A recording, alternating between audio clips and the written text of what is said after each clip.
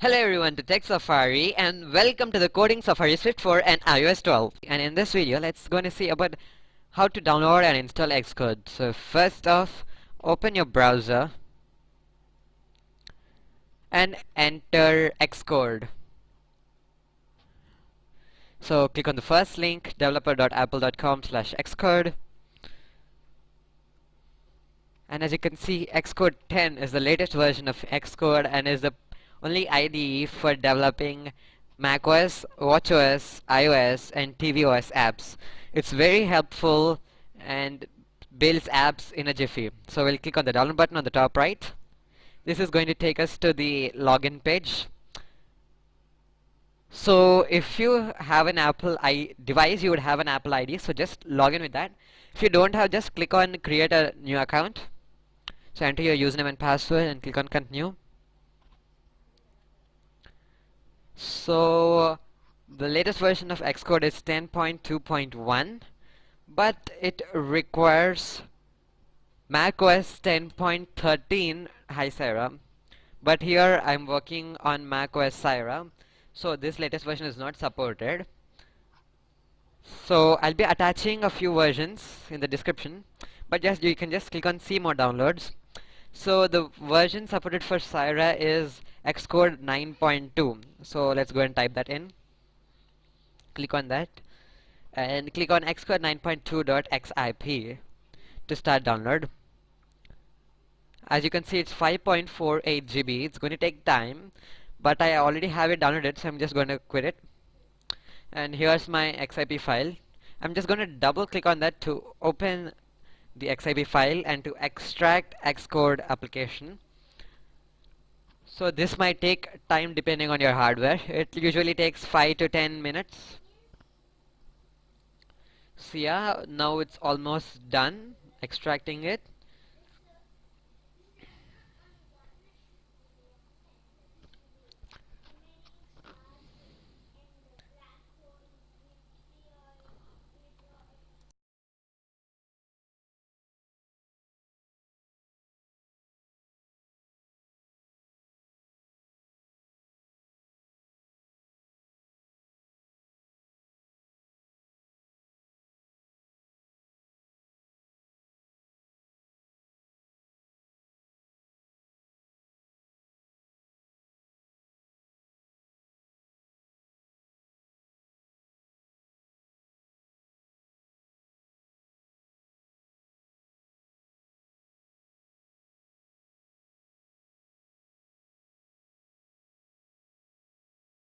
As you can see, it has almost finished extracting, and voila, it has extracted.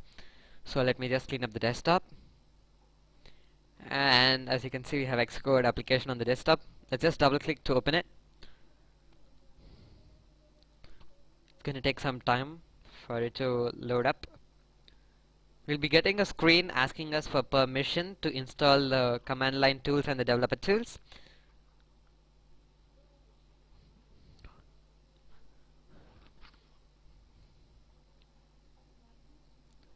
And yeah, as I said, so just click on agree, enter your password for it to install the tools required, and it starts installing the components required, such as simulator, all the other related Swift files and Xcode files.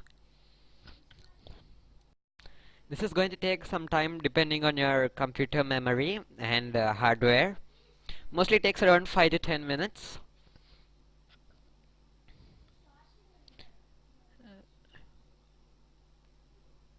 And it's done for me, and Xcode is now starting up.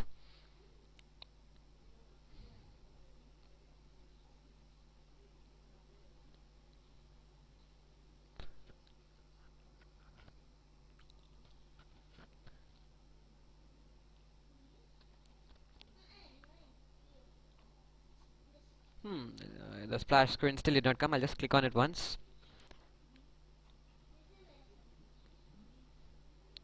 And here we're with Xcode. So we have many options to go with. We'll get to know more about in the next video. But for this video, that's it. And meet you in the next video. Till then, bye. Keep watching. Please subscribe.